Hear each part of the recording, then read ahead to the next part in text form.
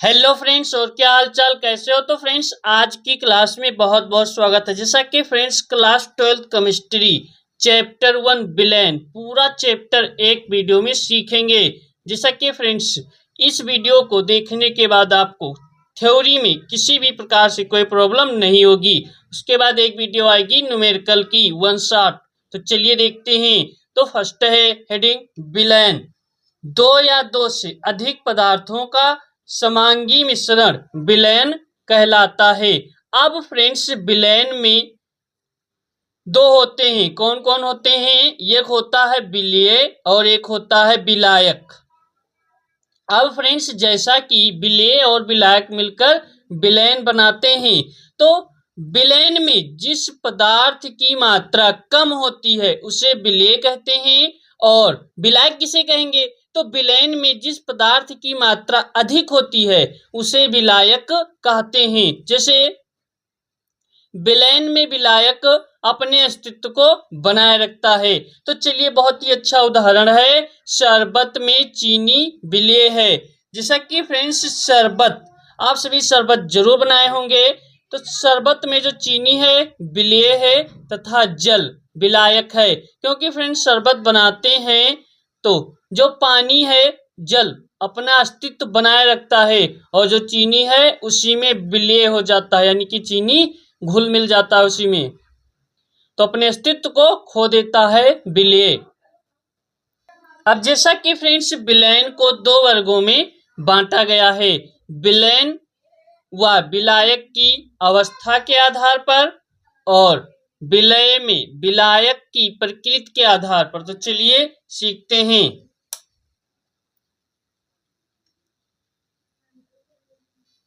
अब जैसा कि फ्रेंड्स, विलेय व विलायक की अवस्था के आधार पर सीखेंगे विलयन के प्रकार। तो फ्रेंड्स, विलेय व विलायक की अवस्था के आधार पर विलयन होता है कितने प्रकार के? 9 प्रकार के। जैसे ठोस का ठोस में, तो उदाहरण है कांच व मिश्र धातु। द्रव का ठोस में, तो उदाहरण है सोडियम पारा के साथ अमलगम। गैस का ठोस में, तो उदाहरण है पीडी पर H2 का अधिशोषण। ठोस का द्रव में, तो शरबत या ब्राइन। अब ठोस का द्रव में जैसे वही चीनी और पानी का मिश्रण। हेडिंग है द्रव का द्रव में। अब जैसा कि फ्रेंड्स, द्रव का द्रव में मिश्रण, जैसे जल और एल्कोहल द्रव का द्रव में मिश्रण हो जाता है। अगला है गैस का द्रव में, तो सोडा वाटर में CO2। अगला है ठोस का गैस में, तो धुआं। द्रव का गैस में मिश्रण नमी। गैस का गैस में वायु। इस तरह से। अब अगला हेडिंग विलीयता। आखिर विलीयता क्या होती है, चलिए सीखेंगे। विलीयता 100 ग्राम विलायक में विलीन विलेय की मात्रा विलयन की विलीयता कहलाता है। 100 ग्राम विलायक में विलीन विलेय की मात्रा विलयन की विलीयता कहलाता है। तो किसी विलेय की विलीयता निम्न बातों पर निर्भर करती है। जो पदार्थ जल में घुलकर ऊष्मा अवशोषित करते हैं, ताप बढ़ाने पर उनकी विलीयता बढ़ती है। किंतु फ्रेंड्स, जो बूझा चूना जल में घोलने पर ऊष्मा उत्सर्जित करती है, इसलिए ताप बढ़ाने पर उनकी विलीयता घटती है। तो अगला है हेडिंग विलीयता के आधार पर विलयन के प्रकार। अब विलीयता के आधार पर विलयन दो प्रकार का होता है। एक तो होता है संतृप्त विलयन और दूसरा होता है असंतृप्त विलयन। तो चलिए संतृप्त असंतृप्त विलयन। अब जैसा कि फ्रेंड्स, संतृप्त विलयन वह विलयन जिसमें एक निश्चित ताप पर अधिक से अधिक विलेय घुला हो, उससे अधिक और ना घोला जा सके, उसे संतृप्त विलयन कहते हैं। जैसे कि फ्रेंड्स, मान लिए आप भरपेट खाना खा लिए, उसके बाद और खाना ना खाया जा सके, तो वही है संतृप्त विलयन। असंतृप्त विलयन क्या है? ऐसा विलयन जिसमें विलेय की मात्रा उसकी विलीयता से कम होता है, उसे असंतृप्त विलयन कहते हैं। इसे हल्का या तनु विलयन भी कहा जाता है। जो असंतृप्त विलयन होता है इसे हल्का या तनु विलयन भी कहते हैं।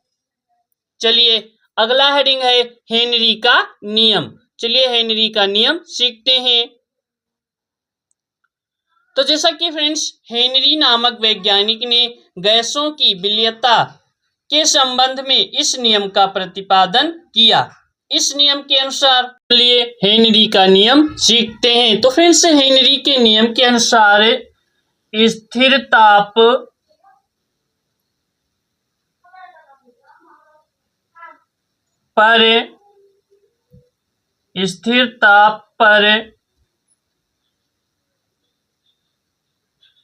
किसी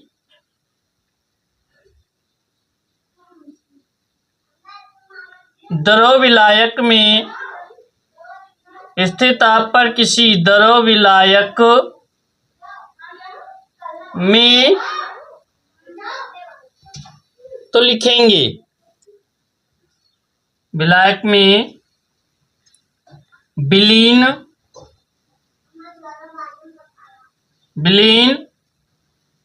गैस की मात्रा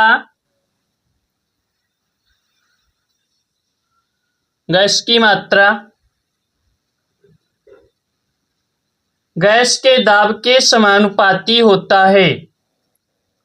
गैस के दाब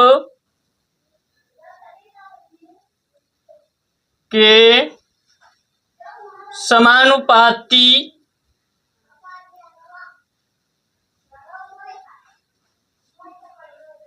गैस के दाब के समानुपाती होता है। तो जैसा कि फ्रेंड्स सूत्र होता है W प्रोपोर्शनल P। अब चलिए देखते हैं W क्या है। तो W ग्राम यानी कि भार और P क्या है उत्पन्न दाब। तो हो जाएगा W बराबर KHP। W बराबर KHP। तो इस तरह से हो जाता है ये वाला फार्मूला। चलिए अब नॉर्मलता सीखेंगे। तो जैसा कि फ्रेंड्स नॉर्मलता 1 लीटर विलयन में उपस्थित विलय के तुल्यांकों की संख्या विलयन की नॉर्मलता कहलाता है।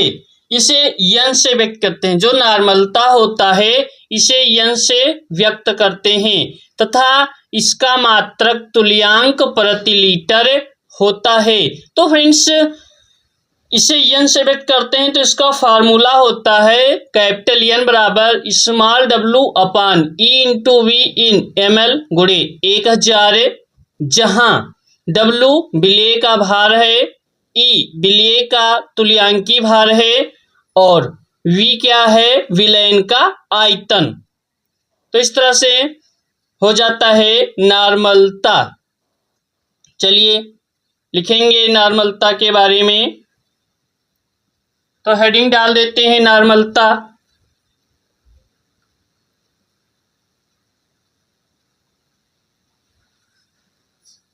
लिख के सीखेंगे तो ज्यादा समझ में आएगा। लिखते हैं और आप सभी लिखते रहेंगे तो ज्यादा समझ में आएगा। तो लिखेंगे नॉर्मलता में 1 लीटर विलयन में 1 लीटर विलयन में उपस्थित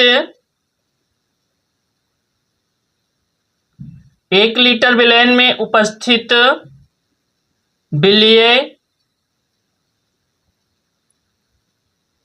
के 1 लीटर विलयन में उपस्थित विलय के तुल्यांकों की संख्या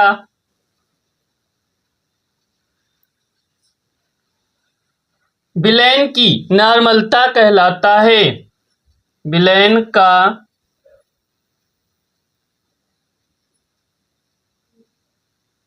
नॉर्मलता कहलाता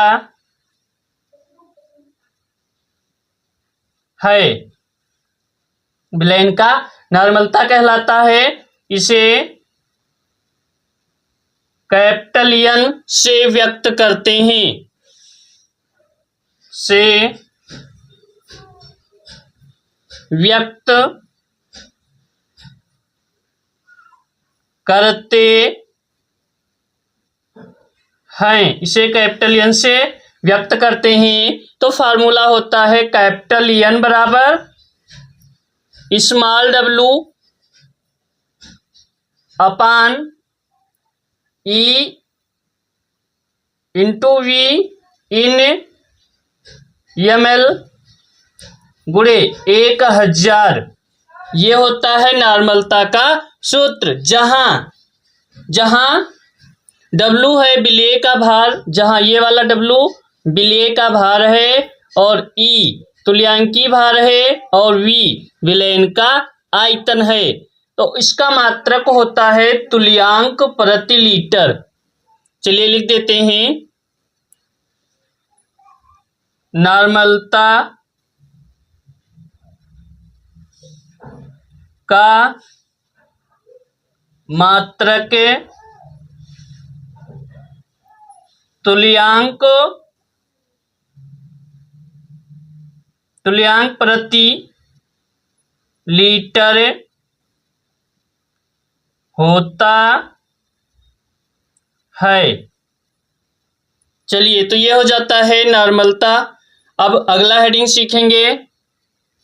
तो जैसा कि फ्रेंड्स अगला हेडिंग है विलयन की शक्ति। सीखेंगे आखिर विलयन की शक्ति किसे कहते हैं। इंपॉर्टेंट है विलयन की शक्ति, आपकी बोर्ड एग्जाम में पूछा जा सकता है। तो चलिए देखते हैं। तो जैसा कि फ्रेंड्स विलयन की शक्ति 1 लीटर विलयन में उपस्थित विलेय के ग्रामों की संख्या, 1 लीटर विलयन में उपस्थित विलेय के ग्रामों की संख्या विलयन की शक्ति कहलाता है।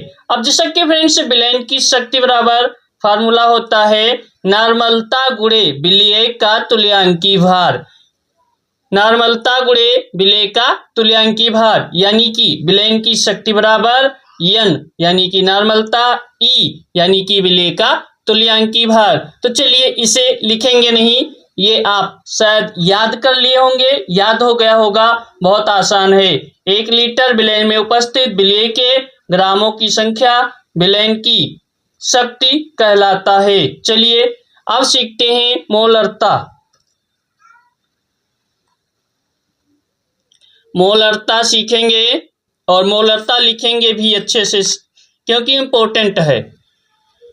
मोलरता 1 लीटर विलयन में उपस्थित 1 लीटर विलयन में उपस्थित विलेय के मोलों की संख्या विलयन की मोलरता कहलाता है।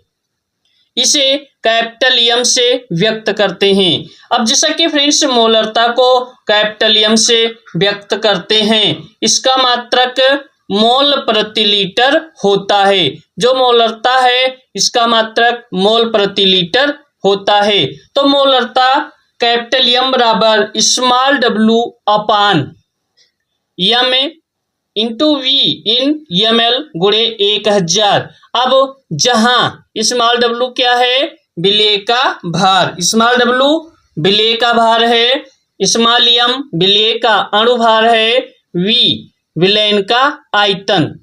तो चलिए देखते हैं। तो लिखेंगे मोलरता हेडिंग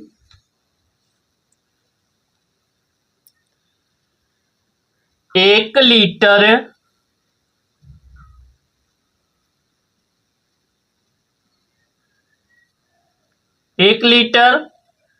विलयन में उपस्थित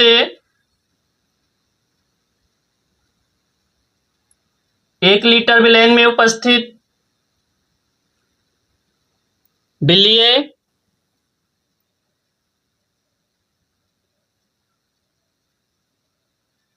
के लिखने से सबसे ज्यादा याद होता है, और आपके सामने लिखेंगे तो इससे ज्यादा आपको याद होगा, इसलिए हम लिखते हैं बार बार, इंपॉर्टेंट वाला। तो 1 लीटर विलयन में उपस्थित विलय के मोलों की संख्या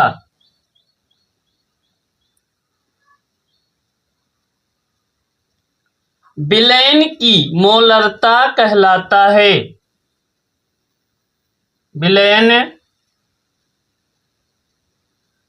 की मोलरता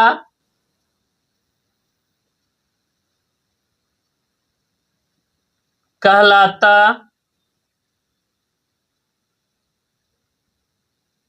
है।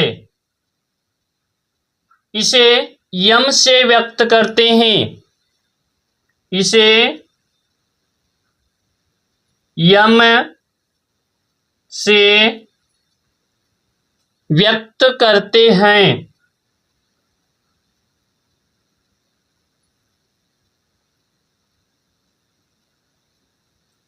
चलिए देखते हैं, तो इसे यम से व्यक्त करते हैं। इसका मात्रक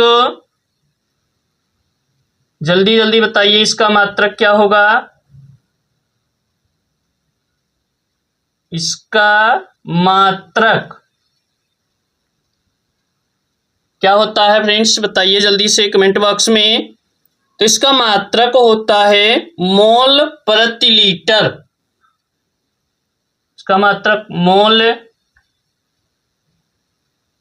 प्रति लीटर होता है।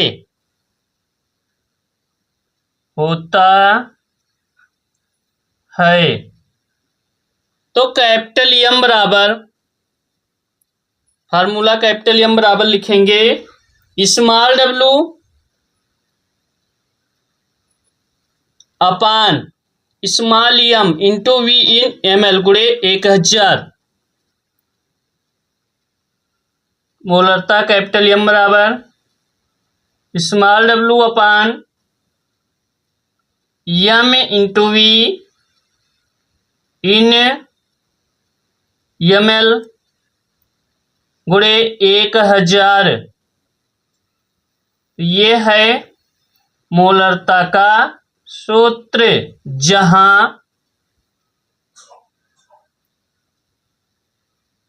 जहां पे फ्रेंड्स स्मॉल डब्लू बराबर विलय का भार।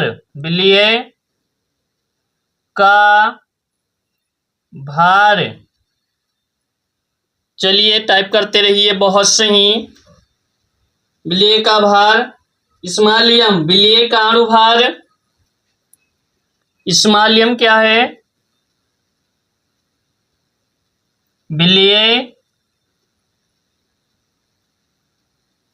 का अणुभार, विलय का अणुभार स्मॉल एम। और V क्या है? विलयन का आयतन।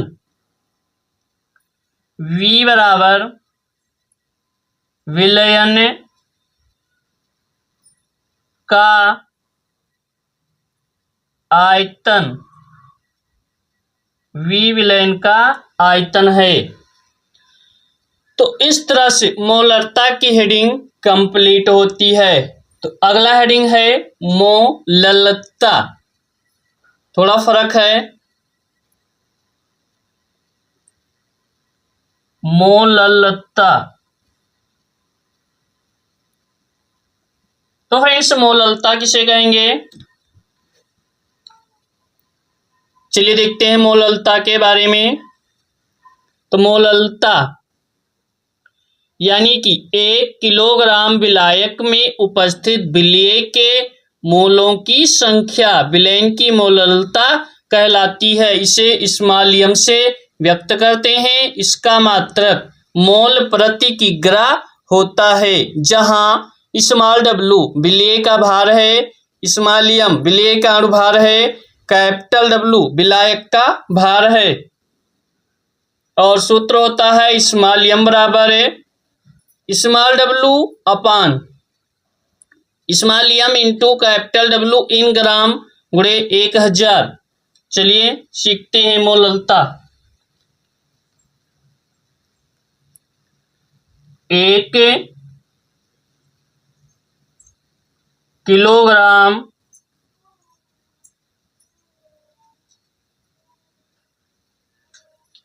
1 किलोग्राम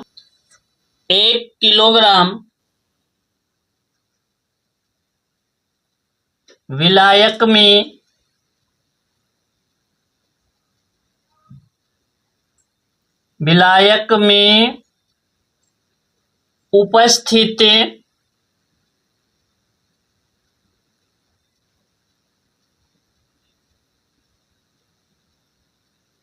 उपस्थित विलेय के मोलों 1 किलोग्राम विलायक में उपस्थित विलेय के मोलों की संख्या विलयन की मोललता कहलाती है। विलयन की मोललता कहलाती है।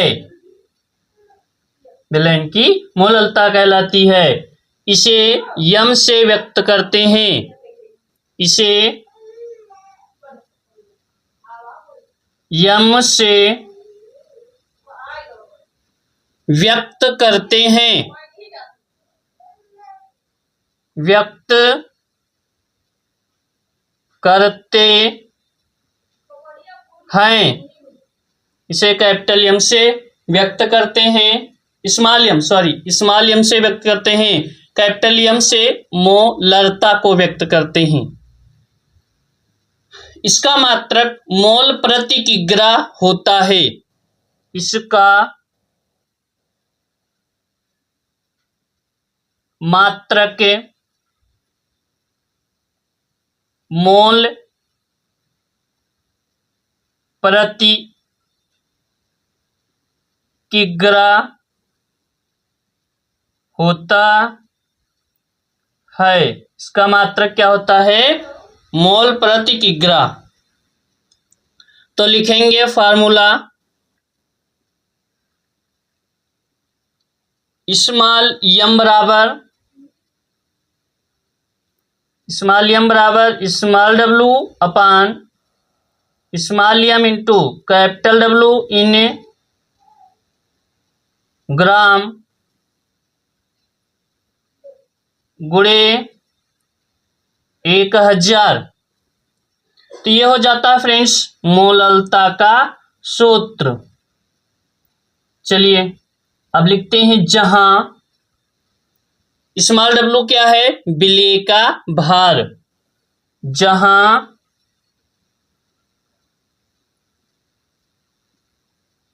स्मॉल डब्लू बराबर विलेय का भार। जहां स्मॉल डब्लू बराबर विलेय का भार है। स्मॉल एम बराबर क्या है? विलेय का अणुभार। स्मॉल एम विलेय का अणुभार। कैपिटल डब्लू बराबर विलायक का भार। कैपिटल डब्लू क्या है? विलायक का भार। तो इस तरह से मोलरता और मोललता के बारे में सीखे। चलिए देखते हैं अगली हेडिंग क्या है। हाँ, अगला हेडिंग है मोल प्रभाज्य। ये भी अपने आप में बहुत महत्वपूर्ण है मोल प्रभाज्य। तो हेडिंग डालेंगे मोल प्रभाज्य।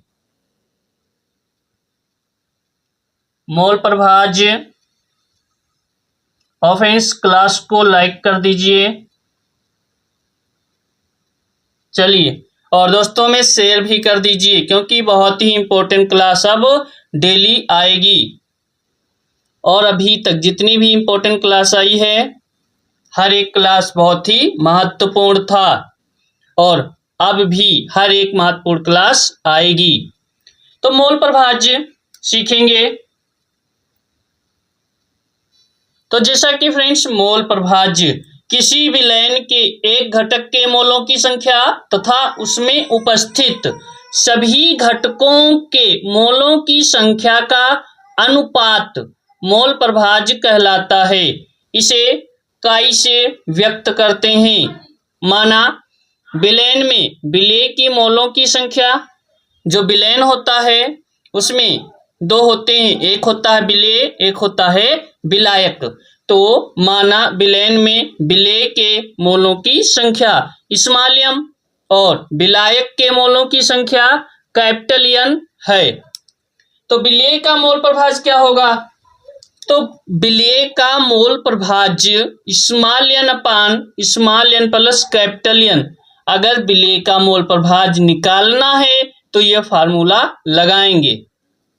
और विलायक का मोल प्रभाज्य तो capital N upon small n plus capital N। तो चलिए इसे लिखेंगे और अच्छे से सीखेंगे।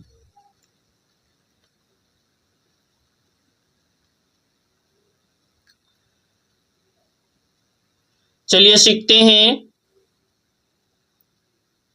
किसी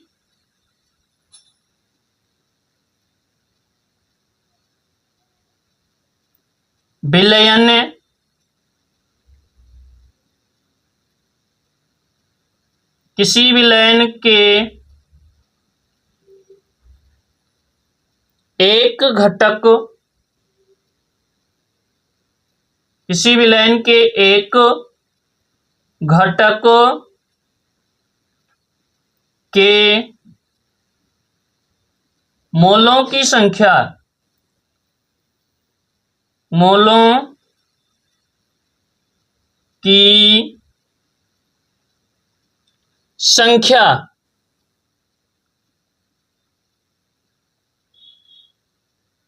तथा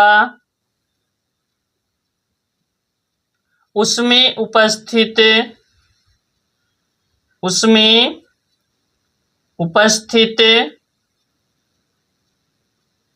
उपस्थित लिखेंगे,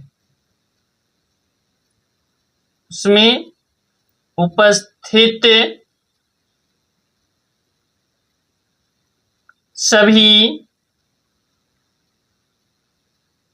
घटकों, उसमें उपस्थित सभी घटकों के मोलों की, उसमें उपस्थित सभी घटकों के मोलों की संख्या का अनुपात, संख्या का अनुपात मोल प्रभाज्य कहलाता है। मोल प्रभाज्य कहलाता है। चलिए देखते हैं, इसे काई से व्यक्त करते हैं। जैसा कि फ्रेंड्स, मोल प्रभाज्य को काई से व्यक्त करते हैं। इसे काई से, ये बहुत बड़ा के, ओके। चलिए, तो इसे काई से व्यक्त करते हैं। से व्यक्त करते हैं, इसे काई से व्यक्त करते हैं। माना, विलयन में विलेय के मोलों की संख्या स्मॉल n और विलायक के मोलों की संख्या कैपिटल N है। चलिए देखते हैं। माना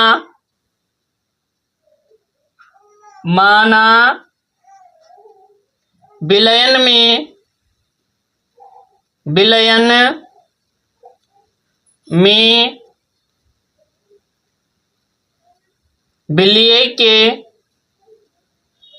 विलय के मोलों की संख्या, माना विलयन में विलय के मोलों की संख्या n और विलायक n है, विलय के मोलों की संख्या, विलायक के मोलों की संख्या कैपिटल N है। विलायक के मोलों की संख्या कैपिटल N है। तो विलय का मोल प्रभाज बराबर विलय का मोल प्रभाज बराबर मोल प्रभाज बराबर n बटा n प्लस कैपिटल N। ये है विलय का मोल प्रभाज का फार्मूला। और विलायक के मोल प्रभाज का फार्मूला क्या होगा? विलायक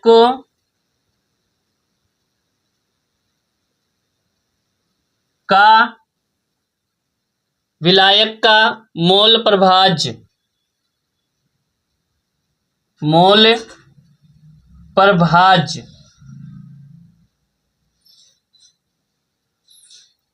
विलायक का मोल प्रभाज बराबर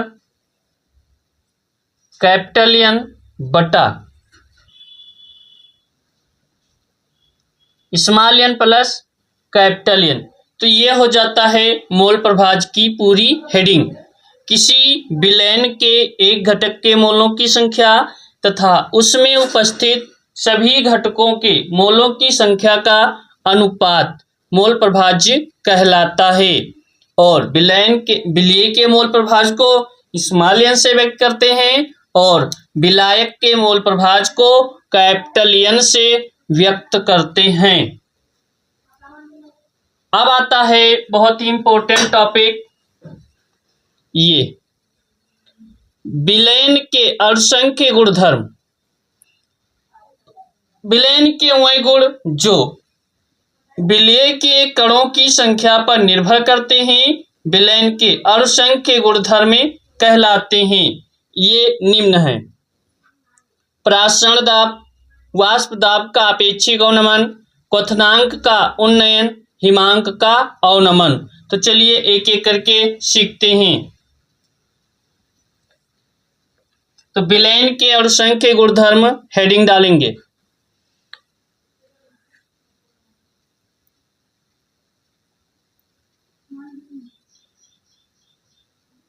विलयन के अणुसंख्य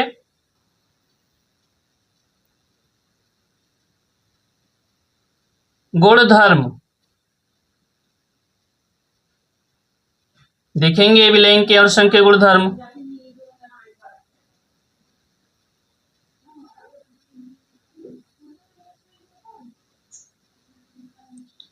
विलयन के वह गुण जो विलय के कणों की संख्या पर निर्भर करते हैं विलयन के अणुसंख्य गुणधर्म कहलाते हैं।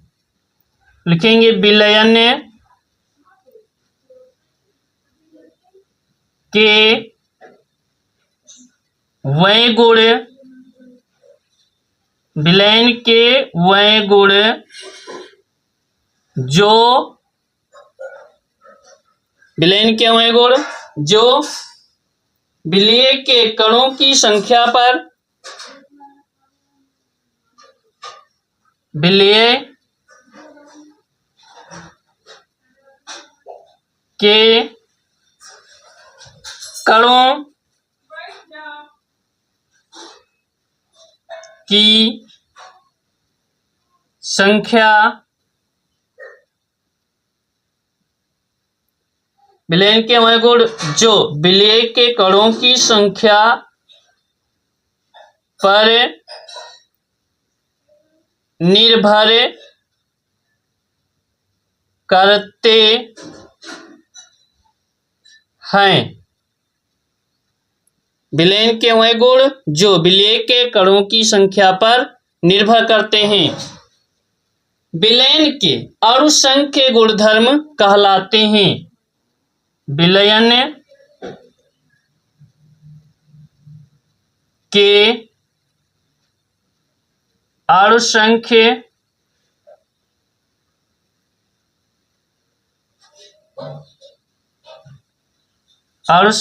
गुणधर्म कहलाते हैं। चलिए देखते हैं। प्रासरण दाब, वाष्प दाब का अवनमन, प्रासरण दाब,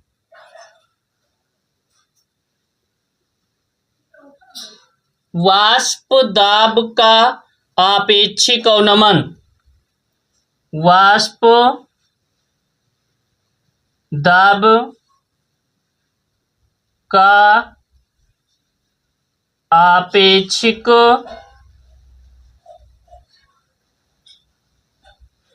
वाष्प दाब का आपेक्षिक अवनमन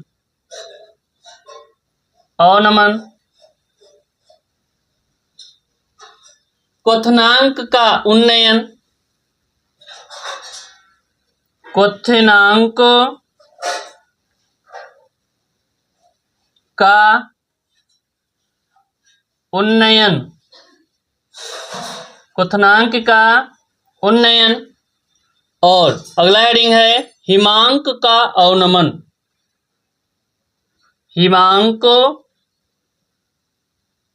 का अवनमन, हिमांक का अवनमन। चलिए तो ये हेडिंग हो जाती है। अब चलिए सीखते हैं विसरण। अधिक सांद्रता से कम सांद्रता की ओर, अधिक सांद्रता से कम सांद्रता की ओर पदार्थों के अणुओं का गमन विसरण कहलाता है। यह कि एक जब तक होती है तो विसरण की क्रिया जब तक होती है तब तक उपलब्ध स्थान में विसरित अणु की मात्रा समान नहीं हो सकते। चलिए देखते हैं। प्रासरण अर्धपारगम्य झिल्ली, अर्धपारगम्य झिल्ली की उपस्थिति में होने वाला विसरण प्रासरण कहलाता है। तो जो अर्धपारगम्य झिल्ली की उपस्थिति में होने वाला विसरण की क्रिया ही प्रासरण कहलाती है। यह दो प्रकार का होता है। जो प्रासरण होता है यह दो प्रकार का होता है, अंतःप्रासरण और बाह्य प्रासरण। तो चलिए,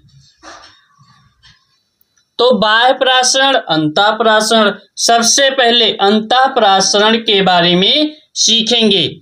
जब किशमिश को पानी में डालते हैं तो पानी के अणु किशमिश के अंदर गमन करते हैं, यानी कि पानी के अणु किशमिश के अंदर चले जाते हैं, जिससे किशमिश फूल जाती है। इसे अंतःप्रासरण कहते हैं। तो यही हो जाता है फ्रेंड्स अंतःप्रासरण की क्रिया। हेडिंग है बाह्य प्रासरण। बाह्य प्रासरण, अंगूर को शरबत में डालने पर अंगूर के अंदर का जल शरबत की ओर जाने लगता है, इसे बाह्य प्रासरण कहते हैं। इसके कारण अंगूर जो है पिचक जाता है, तो ये हो जाएगा बाह्य प्रासरण और अंतः प्रासरण। चलिए सीखते हैं अब अगला हेडिंग, प्रासरण दाब को लिख के सीखेंगे। चलिए थोड़ा टफेस्ट टॉपिक जितने हैं सभी को लिख के सीखेंगे। तो प्रासरण दाब, किसी विलयन को अर्धपारगम्य झिल्ली द्वारा विलायक से पृथक कर प्रासरण की क्रिया को रोकने के लिए विलयन पर लगाए गए अतिरिक्त न्यूनतम दाब को प्रासरण दाब कहते हैं। अथवा करके दिया गया है, प्रासरण के कारण विलयन में उत्पन्न दाब प्रासरण दाब कहलाता है। प्रासरण के कारण विलयन में उत्पन्न दाब प्रासरण दाब कहलाता है। तो चलिए लिखेंगे, प्रासरण दाब की क्रिया इंपॉर्टेंट है, सीखेंगे और आप सभी प्रॉपर नोट्स बनाते रहिए। चलिए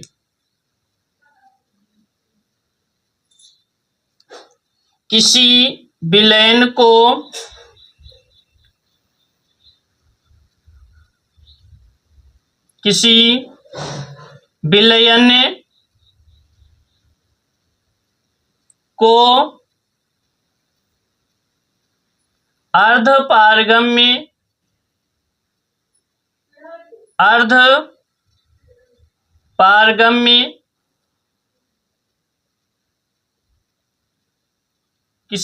को अर्धपारगम्य झिल्ली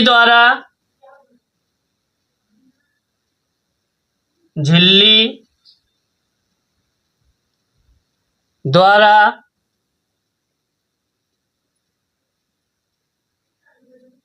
विलायक से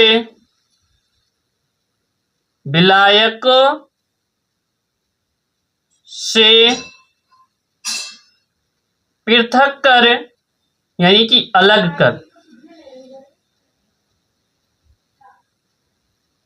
विलायक से पृथक कर प्रासरण की क्रिया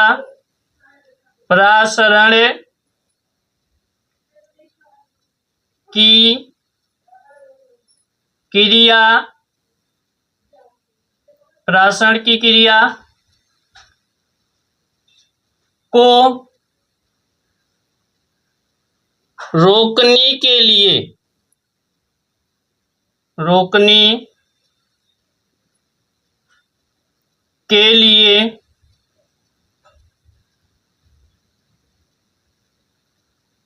विलयन पर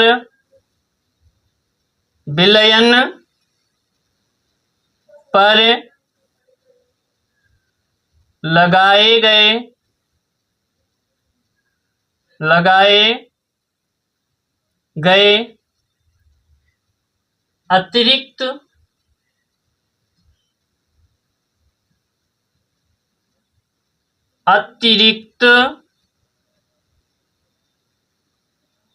न्यूनतम दाब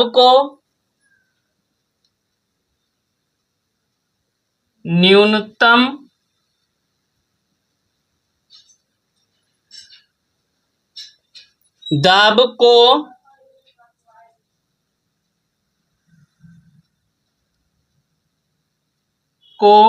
प्रासरण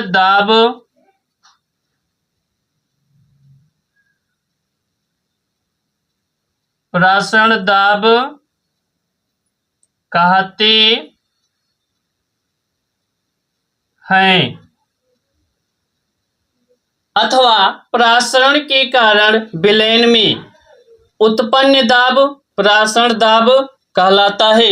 चलिए एक छोटा सा डिफिनेशन है वो भी लिख लेते हैं प्रासरण दाब का। प्रासरण के कारण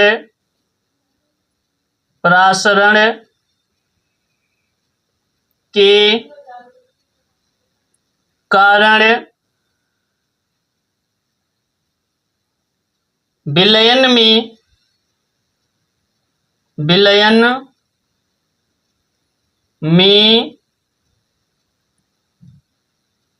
उत्पन्न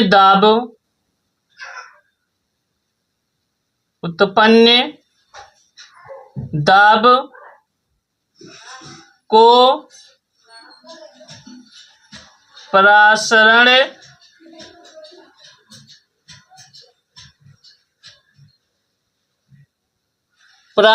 के कारण विलयन में उत्पन्न दाब को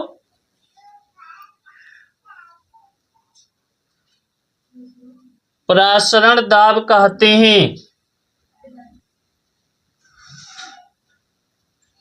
प्रासरण दाब कहते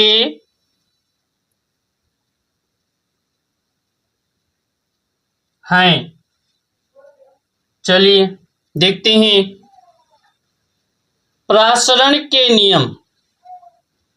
हेडिंग डालेंगे प्रासरण के नियम। सबसे पहले देख लेते हैं आखिरकार प्रासरण का नियम क्या है।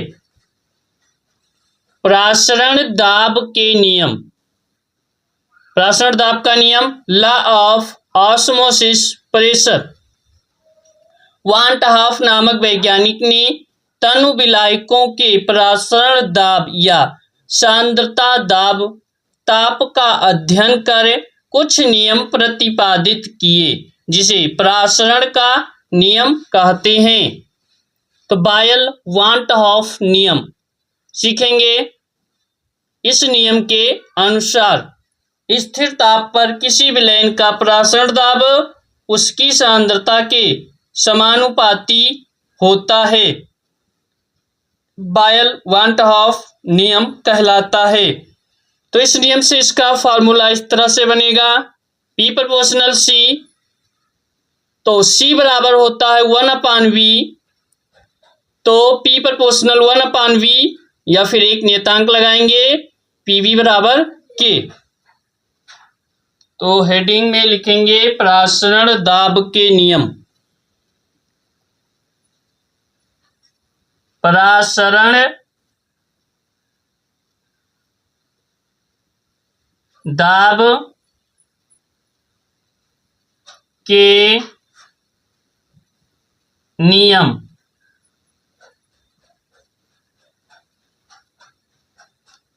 चलिए प्रासरण दाब के नियम।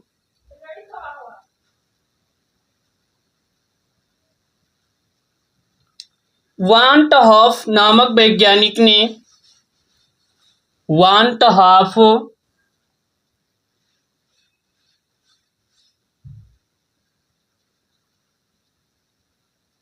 नामक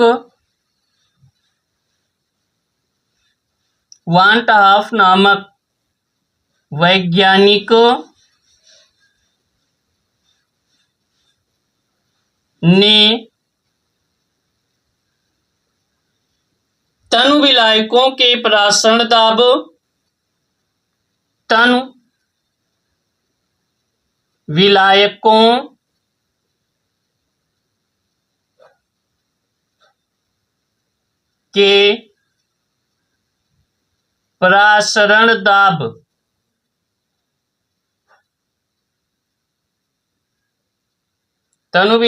के प्रासरण दाब या सांद्रता दाब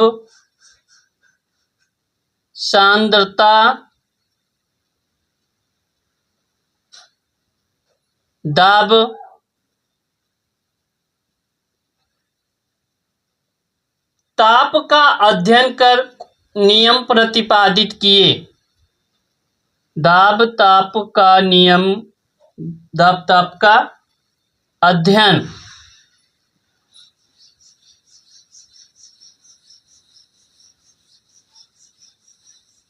कर नियम प्रतिपादित किए।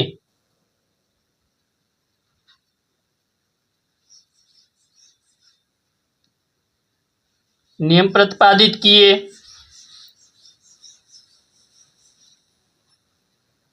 तो फर्स्ट नियम था जिसे प्रासरण दाब का नियम कहते हैं, नियम प्रतिपादित किए, जिसे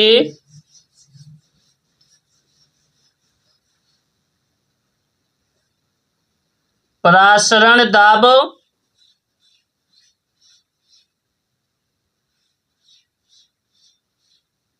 का नियम कहते हैं, जिसे प्रासरण दाब का नियम कहते हैं। तो बायल वांट हॉफ नियम हेडिंग है।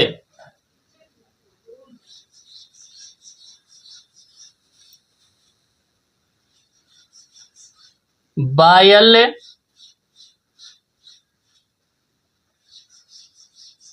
वांट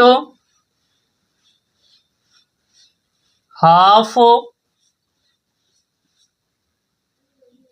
नियम।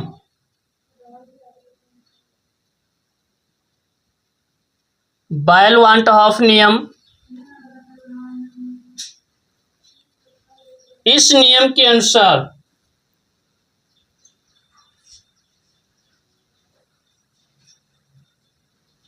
इस नियम के अनुसार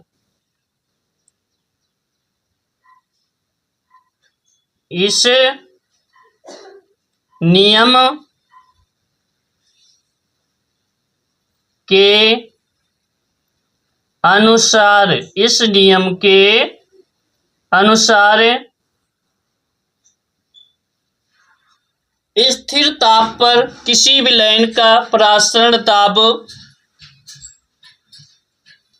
इस नियम के अनुसार स्थिर ताप पर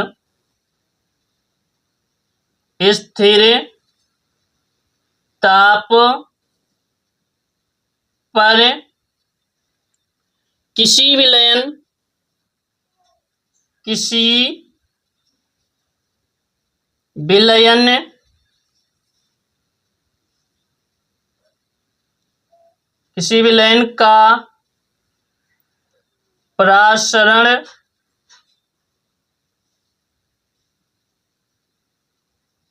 दाब उसकी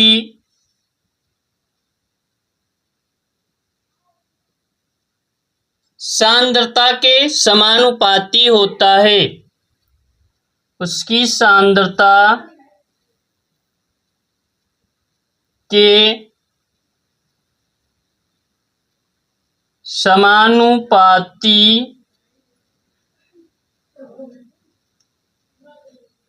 होता है। इसका फार्मूला होता है P proportional C। P proportional C। तो यहाँ पे P क्या है? प्रासरण दाब। C क्या है? C क्या है? सांद्रता। C क्या है? सांद्रता।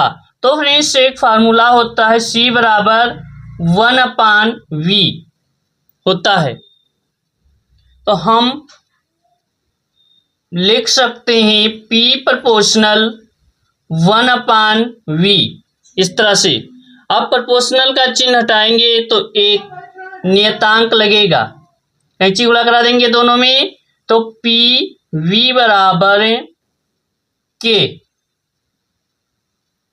इस तरह से आपका बायल वांट हॉफ नियम कंप्लीट होता है। चलिए देखते हैं अगला।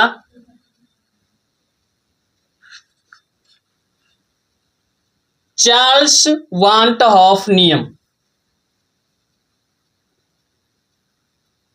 चार्ल्स वांट हॉफ नियम क्या कहता है?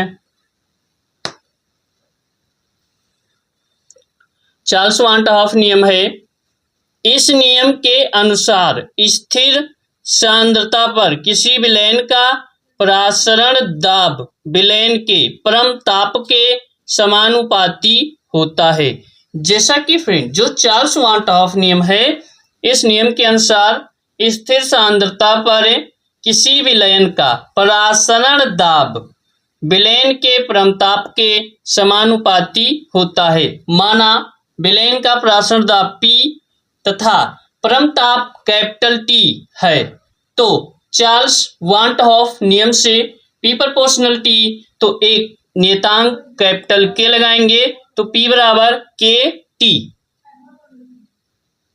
तो हेडिंग डालेंगे चार्ल्स वांटॉफ नियम।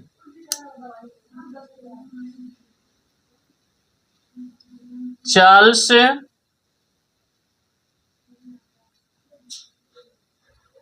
वांटॉफ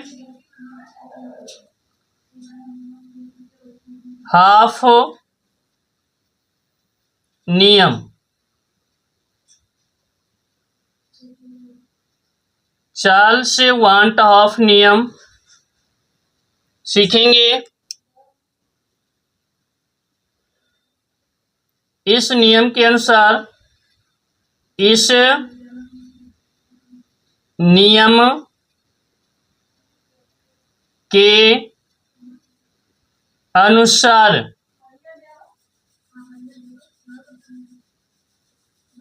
इस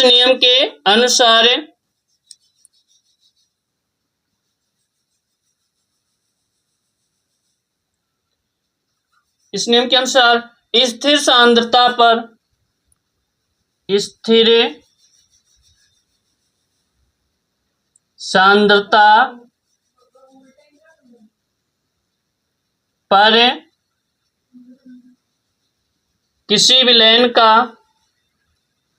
किसी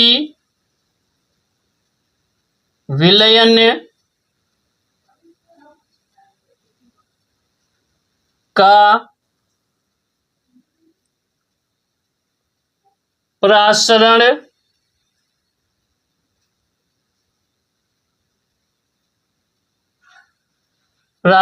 दाब विलयन के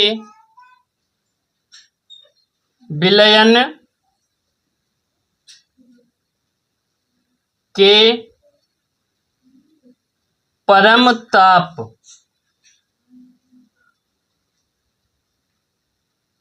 के समानुपाती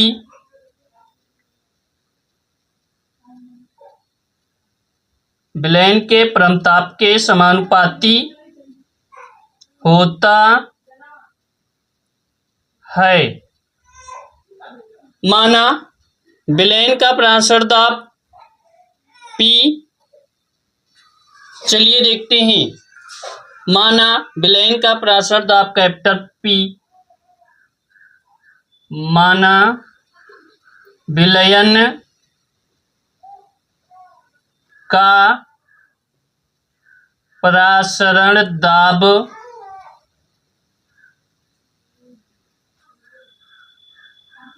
कैपिटल P तथा परमताप कैपिटल T है, तब परमताप कैपिटल T है। चार्ल्स वांटॉफ नियम से P प्रोपोर्शनल T, तो P बराबर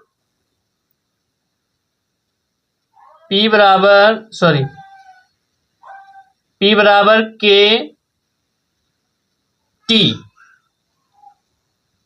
थोड़ा कट हो गया था, चलिए कोई बात नहीं। जहां K एक नियतांक है, जहां K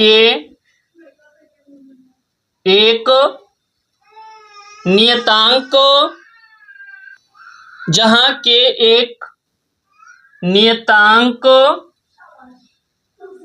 है।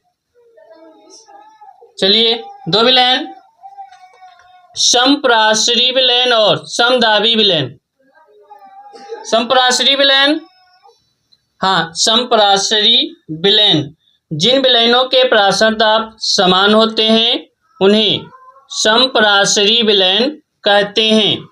इनमें T1 बराबर T2 तो P1 बराबर P2। समदाबी विलयन।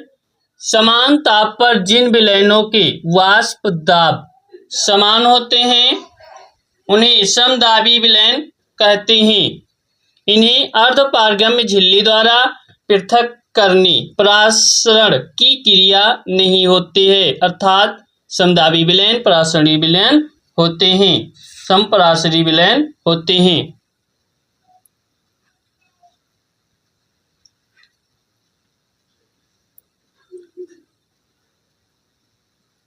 हेडिंग है वाष्प दाब का आपेक्षिक अवनमन। वाष्पशील द्रव के वाष्प द्वारा द्रव की सतह पर डाला गया दाब वाष्प दाब कहलाता है। जब वाष्पशील द्रव में अवाष्पशील पदार्थ डाला जाता है तो उस द्रव के वाष्प दाब में कमी आती है, जिसे वाष्प दाब अवनमन कहते हैं। यदि वाष्प दाब अवनमन तथा शुद्ध विलायक के वाष्प दाब का अनुपात वाष्प दाब का आपेक्षिक अवनमन कहलाता है। तो वाष्प दाब के आपेक्षिक अवनमन का सूत्र होता है P0 माइनस PS अपान P0। चलिए, बहुत इंपॉर्टेंट है राउल्ट का नियम। राउल्ट का नियम सीखेंगे। तो राउल्ट नामक वैज्ञानिक ने विलयनों के वाष्प दाब के संबंध में इस नियम का प्रतिपादन किया। इस नियम के अनुसार समान ताप पर किसी विलयन के वाष्प दाब का आपेक्षिक अवनमन उसके विलय के मोल प्रभाज के बराबर होता है। तो इसका फार्मूला होता है P0 माइनस PS अपान P0 बराबर स्मॉल n बटा small n plus capital N, जहां P0 विलायक का वाष्प दाब है और PS विलयन का वाष्प दाब है। तो फ्रेंड्स, ये राउल्ट के नियम का व्यंजक है। चलिए, हेडिंग डालेंगे राउल्ट का नियम और अच्छे से डिटेल में सीखेंगे। चलिए, हेडिंग डालते हैं राउल्ट नामक वैज्ञानिक राउल्ट नामक वैज्ञानिक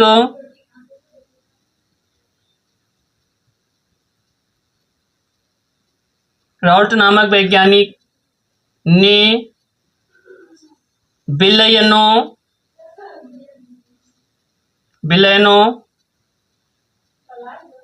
के वाष्प दाब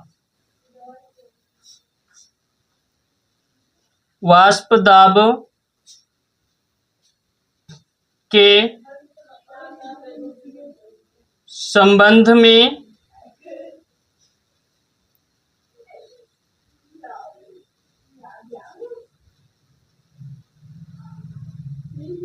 संबंध में इस नियम या फिर कर देते हैं संबंध में नियम का प्रतिपादन किया।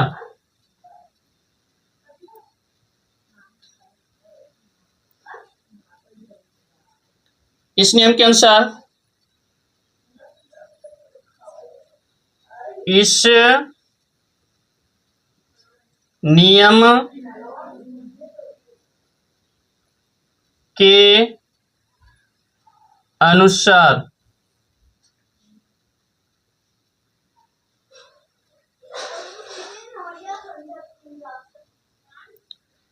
समान ताप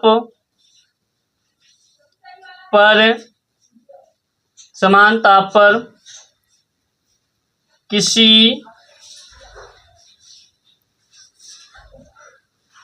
विलयन समान ताप पर किसी विलयन के वाष्प दाब का आपेक्षिक अवनमन, वाष्प दाब का आपेक्षिक अवनमन, आपेक्षिक अवनमन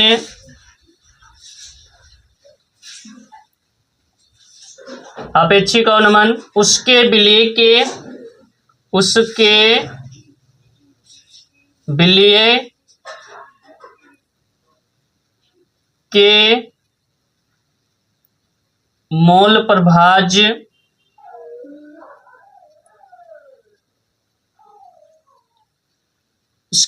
के मोल प्रभाज्य के बराबर होता है,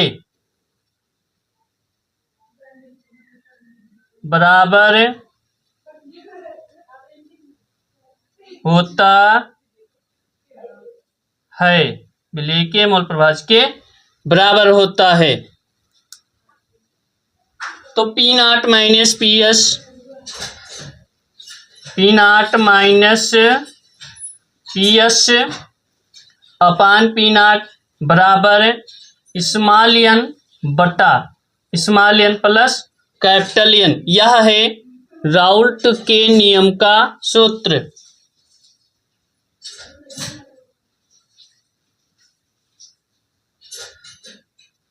चलिए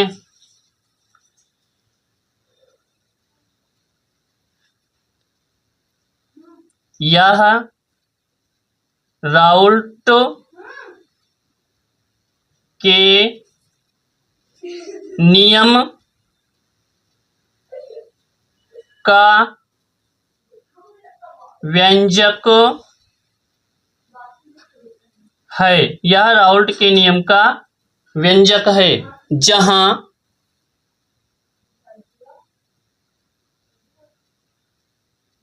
P0 बराबर विलायक का वाष्प दाब,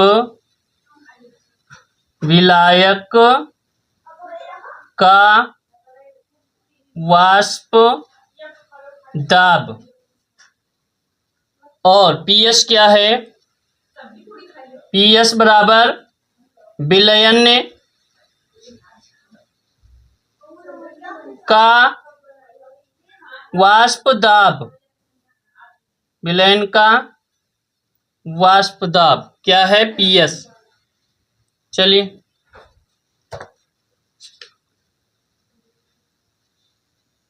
और स्मॉल n और कैपिटल N क्या है, तो स्मॉल n विलय के मोलों की संख्या,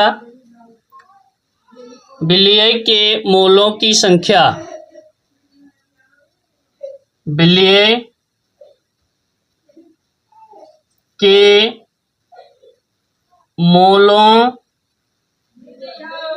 की संख्या और कैपिटल N विलायक के मोलों की संख्या, कैपिटल N बराबर विलायक के मोलों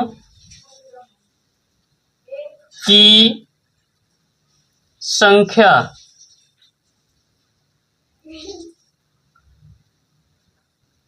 राउल्ट के नियम की कुछ कमियां हैं, देख लेते हैं जल्दी जल्दी। चलिए राउल्ट के नियम की कमियां। यह नियम उन नियमों पर लागू नहीं होता है जिनके विलय विलायक से अभिक्रिया कर लेते हैं।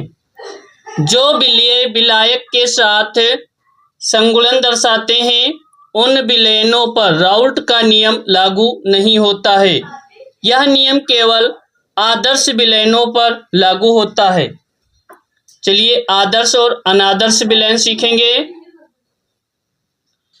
वह विलयन जो ताप एवं सांद्रता की सभी परिस्थितियों में राउल्ट के नियम का पालन करते हैं आदर्श विलयन कहलाते हैं। प्रायः तन विलयनों को आदर्श विलयन माना जाता है।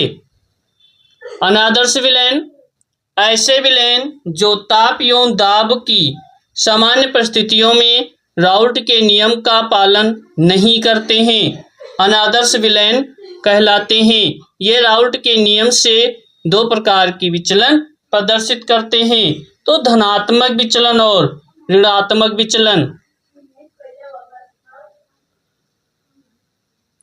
जब विलयनों को प्रयोगात्मक रूप से ज्ञात किया तो वाष्प दाब का मान राउल्ट के नियम द्वारा ज्ञात वाष्प दाब के मान से अधिक होता है, तो उत्पन्न विचलन धनात्मक विचलन कहलाता है।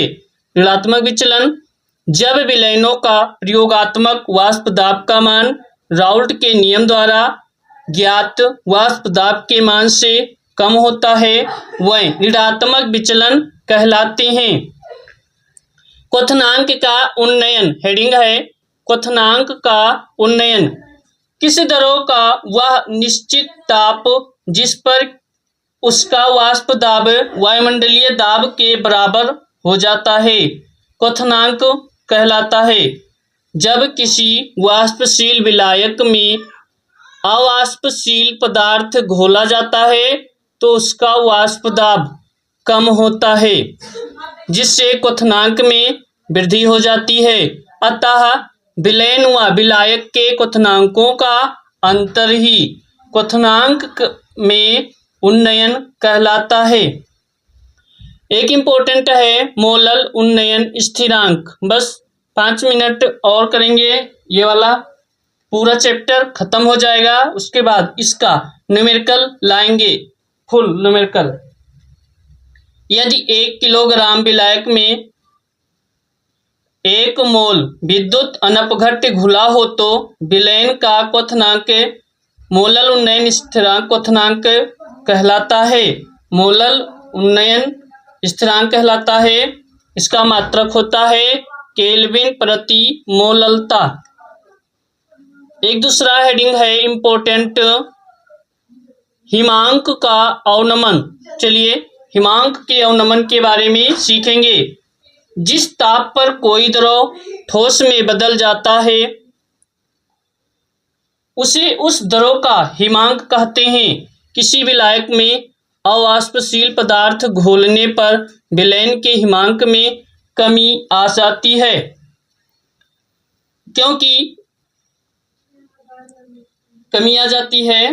क्योंकि वाष्प दाब कम हो जाता है। विलायक और विलयन के हिमांक के इस अंतर को हिमांक का अवनमन कहते हैं।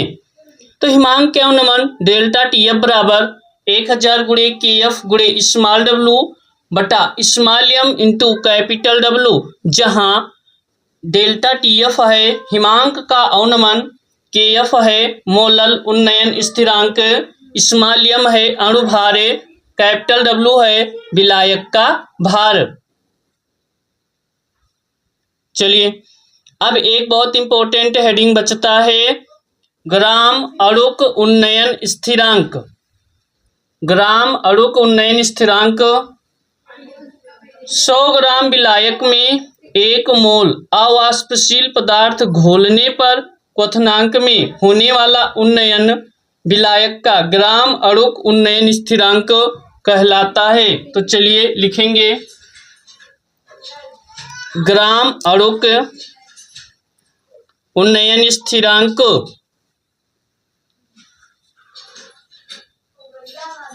ग्राम अणुक उन्नयन स्थिरांक, ग्राम अणुक उन्नयन स्थिरांक सीखेंगे। 100 ग्राम विलायक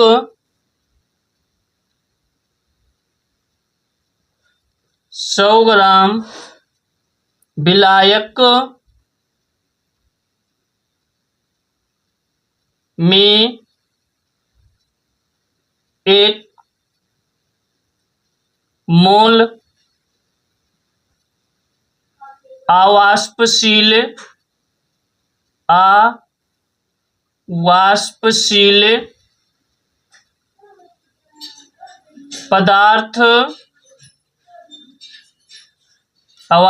पदार्थ घोलने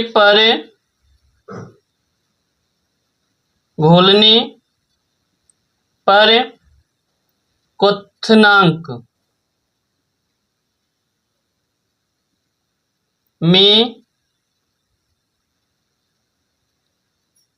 होने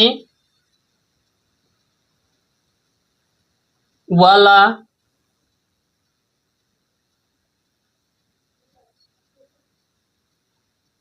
उन्नयन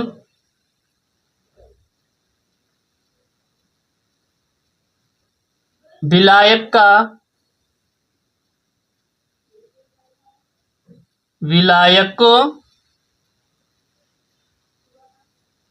का ग्राम आलोक उन्नयन स्थिरांक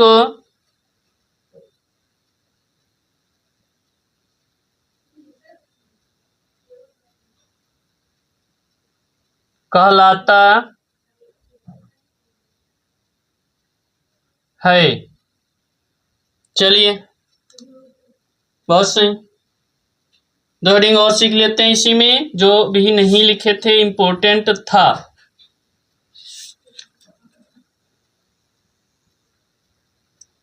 आदर्श विलयन, अनादर्श विलयन, ये इम्पोर्टेंट है।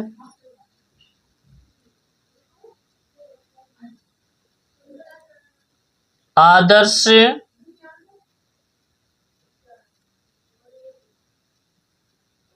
विलयन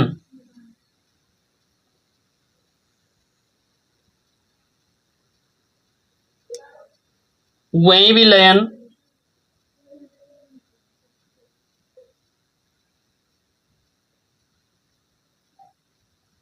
जो ताप एवं सांद्रता, वह विलयन जो ताप एवं सांद्रता की सभी परिस्थितियों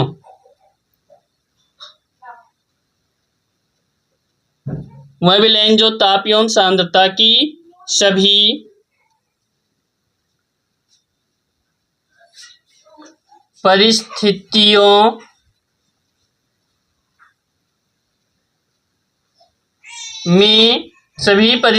में राउल्ट के सभी परिस्थितियों में राउल्ट के नियम का